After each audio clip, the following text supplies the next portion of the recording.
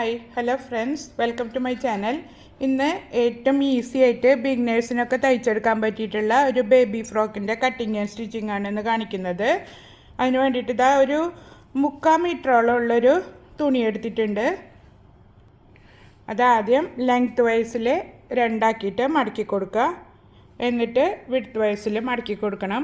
അതിന് മുമ്പ് ഞാൻ ഇതിൻ്റെ വീതി എത്രയുണ്ടെന്ന് പറഞ്ഞുതരാം. ഇതൊരു കട്ട് പീസായിട്ട് വാങ്ങിച്ചതാണ് ഞാൻ. 27 ഇഞ്ച് വീതിയാണ് ഇതിനുള്ളത്. എന്നിട്ട് 4 ആക്കിയിട്ട് മടക്കി കൊടുക്കുക. മടക്ക് ഭാഗം നമ്മുടെ സൈഡിലേക്കും ഓപ്പൺ ആയിട്ടുള്ള ഭാഗം അപ്പുറത്തെ സൈഡിലേക്കും ആക്കിയിട്ട് മടക്കിയിട്ട് കൊടുക്കുക.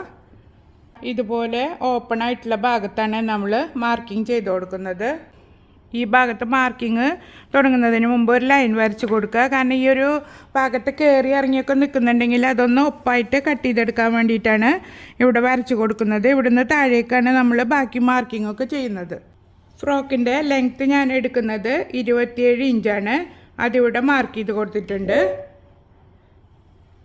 ഈ ഒരു ഭാഗത്തുനിന്ന് കിട്ടുന്ന പീസ് എടുത്തിട്ട് നമുക്ക് വള്ളിയൊക്കെ വെച്ച് കൊടുക്കാം. ഈ മടക്ക് ഭാഗത്തുനിന്ന് ഇതാ ഇപ്പുറത്തെ സൈഡിലേക്ക് കണ്ടില്ലേ, ഈ ഓപ്പൺ ആയിട്ടിരിക്കുന്ന ഭാഗത്ത് നിന്ന് നമ്മൾ നിൽക്കുന്ന സൈഡിലേക്കാണ് 3.5 ഇഞ്ച് മാർക്ക് ചെയ്ത് കൊടുക്കേണ്ടത്. അവിടെ നിന്ന് താഴേക്കാണ് ആം ഹോള് മാർക്ക് ചെയ്ത് കൊടുക്കുന്നത്. ആം ഹോള് ഞാൻ എടുക്കുന്നത് 5 ഇഞ്ചാണ്.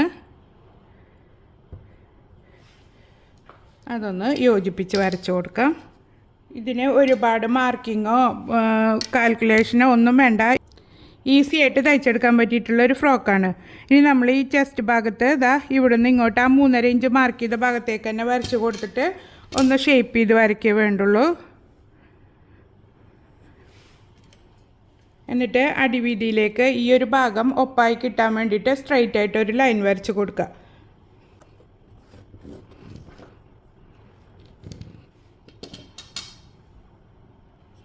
അടിഭാഗത്തു നിന്ന് 1.5 ഇഞ്ച് മേലേക്ക് മാർക്ക് ചെയ്തിട്ട് ഈ ഭാഗം ഒന്ന് ഷേപ്പ് ചെയ്തിട്ട് കട്ട് ചെയ്തെടുക്കാം. ഇത്രയേ ഉള്ളൂ ഇതിൻ്റെ മാർക്കിങ്. വള്ളി വെച്ച് കൊടുക്കുമ്പോൾ ചെസ്റ്റ് ഭാഗത്ത് ഇങ്ങനെ ചുളുങ്ങി കിടന്നിട്ട് നല്ല ഫ്രില്ല് പോലെയായിട്ട് കിട്ടുന്നൊരു ഫ്രോക്കാണ്. നമുക്ക് ഈ മാർക്ക് ചെയ്ത ഭാഗങ്ങളിലൂടെ കട്ട് ചെയ്തെടുക്കാം.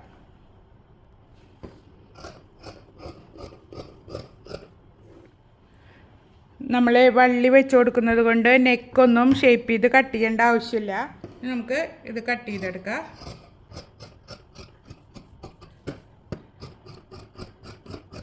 അടിഭാഗവും കട്ട് ചെയ്തെടുക്കാം.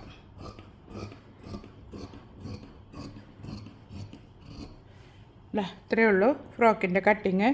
ഇനി നമുക്ക് ഈ ഒരു പീസ് ഉണ്ടല്ലോ, അത് നമുക്ക് വള്ളിയായിട്ട് എടുക്കാം. ഒന്ന് ഷേപ്പ് ചെയ്ത് കട്ട് ചെയ്തിട്ട് ഇതൊന്ന് നടുമുറിച്ചെടുത്താൽ മതി.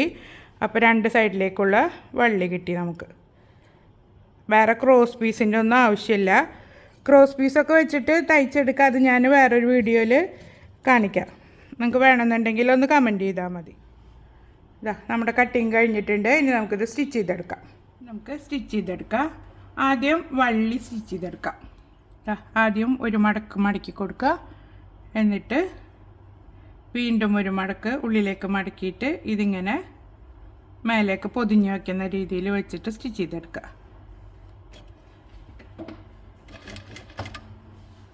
വള്ളി ഒരു 1.5 ഇഞ്ചൊക്കെ മതി കേട്ടോ. ഞാനിപ്പോൾ ആ ലാസ്റ്റിൽ കിട്ടിയിട്ടുള്ള ആ ഒരു പീസ് മൊത്തത്തിൽ അങ്ങ് എടുത്തതാണ്. അതുകൊണ്ടാണ് അതിൻ്റെ മെഷർമെൻറ്റ് പറയാഞ്ഞത്.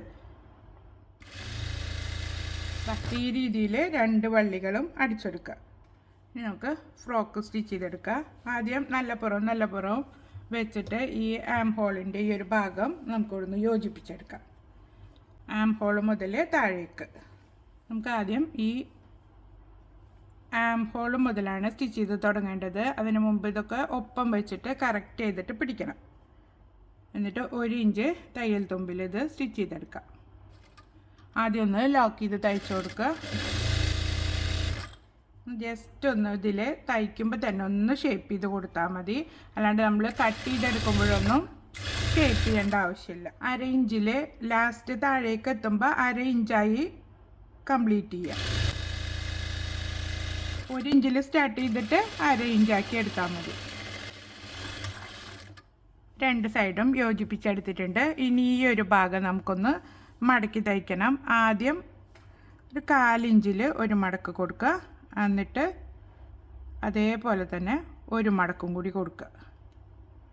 ഇതാ ഇങ്ങനെ മടക്കിയെടുത്തിട്ട് സ്റ്റിച്ച് ചെയ്തെടുക്കുക.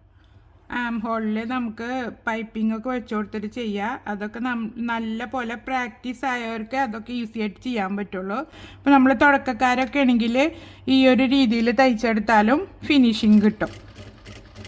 പഠിച്ചെടുക്കാനൊക്കെ ഇങ്ങനത്തെ മെത്തേഡുകളാണ് ഏറ്റവും എളുപ്പം.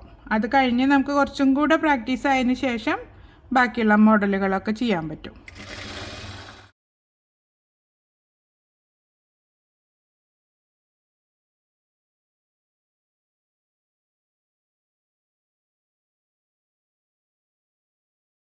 രണ്ട് സൈഡും ഇതുപോലെ തന്നെ ചെയ്തെടുക്കുക.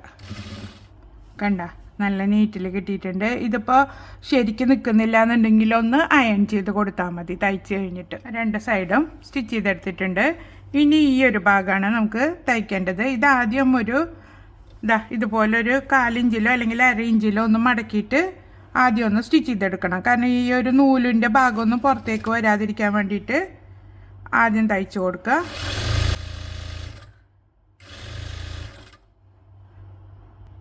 എന്നിട്ട് പിന്നെ ഇതുപോലെ ഒന്ന് ഒരു 1/4 ഇഞ്ചിൽ ഇങ്ങനെ മടക്കി കൊടുക്കുക. എന്നിട്ട് അതൊന്ന് തയ്ച്ചെടുക്കുക. നമ്മൾ ആ ഭാഗത്ത് കൂടെയാണ് വള്ളി ഇട്ട് കൊടുക്കുന്നത്. രണ്ട് സൈഡും ഇതുപോലെ തന്നെ തയ്ക്കുക. ഇപ്പോൾ ഈ ഒരു ഭാഗവും സ്റ്റിച്ച് ചെയ്തെടുത്തിട്ടുണ്ട്. നമ്മുടെ ഫ്രോക്കിൻ്റെ സ്റ്റിച്ചിങ് ഒരുവിധം കഴിഞ്ഞിട്ടുണ്ട്. ഇനി ആ അടിവീതി ഒന്ന് ഇതുപോലെ ഒന്ന് മടക്കി തയ്ച്ച് കൊടുക്കുക. ഫുള്ള് സ്റ്റിച്ച് ചെയ്ത് കഴിഞ്ഞിട്ടുണ്ട്. ഇനി നമുക്ക് വള്ളി ഇതിനുള്ളിലൂടെ ഇട്ട് കൊടുക്കുക. കുഞ്ഞുങ്ങൾക്ക് ഏറ്റവും കംഫർട്ടബിളായിട്ട് ഇട്ട് നടക്കാൻ പറ്റിയിട്ടുള്ളൊരു ഗൗണാണിത്. ഇത് പിന്നെ നൈറ്റ് ഡ്രസ്സായിട്ടൊക്കെ ഇട്ട് കൊടുക്കുക. ചൂട് കാലത്തൊക്കെ യൂസ് ചെയ്യാൻ പറ്റിയിട്ടുള്ള ഏറ്റവും നല്ലൊരു ഉടുപ്പാണ്. ഇവിടെ ഇപ്പോൾ നല്ല ചൂടുകാലമാണ്. അപ്പോൾ നിങ്ങൾ ഈ വക ഡ്രസ്സുകളൊന്നും ട്രൈ ചെയ്ത് നോക്കിയിട്ടില്ലെങ്കിൽ ട്രൈ ചെയ്ത് നോക്കുക. ഇപ്പോൾ നമുക്ക് ബോട്ടൊക്കെ തയ്ച്ചിട്ട് കിട്ടിയിട്ടുള്ള ചെറിയ പീസും ടോപ്പിൻ്റെ പീസും ഉണ്ടെങ്കിൽ രണ്ടും കൂടെ യോജിപ്പിച്ചിട്ടൊക്കെ നമുക്ക് ഇങ്ങനത്തെ ഗൗണുകളൊക്കെ സ്റ്റിച്ച് ചെയ്തെടുക്കാൻ പറ്റും. ഇപ്പോൾ ഇതിൻ്റെ എൻഡ് ഭാഗത്ത് വല്ല ടാസിൽസോ അല്ലെങ്കിൽ മുത്തുകളോ ഒക്കെ വെച്ചിട്ട് ഡെക്കറേറ്റ് ചെയ്തെടുക്കുക. നല്ല ലൂസായിട്ട് വെയർ ചെയ്യാൻ പറ്റിയിട്ടുള്ള ഒരു ഡ്രസ്സാണ്. അപ്പോൾ എല്ലാവരും ട്രൈ ചെയ്ത് നോക്കിയിട്ട് ഫീഡ്ബാക്ക് അറിയിക്കണം. കുഞ്ഞുങ്ങൾക്ക് ഇട്ട് കൊടുത്തിട്ട് അവരുടെ ചെസ്റ്റിനോ അല്ലെങ്കിൽ ഷോൾഡറിനോ കണക്കാക്കിയിട്ട് ഇവിടെ ഇങ്ങനെ ഫ്രില്ല് പോലെ ആക്കിയിട്ട് കെട്ടിക്കൊടുക്കുക. നിങ്ങൾ എൻ്റെ ചാനൽ സബ്സ്ക്രൈബ് ചെയ്യാനും ലൈക്ക് ചെയ്യാനും മറക്കരുത്. അടുത്തൊരു യൂസ്ഫുൾ വീഡിയോയുമായിട്ട് വീണ്ടും കാണാം. Thank you for watching.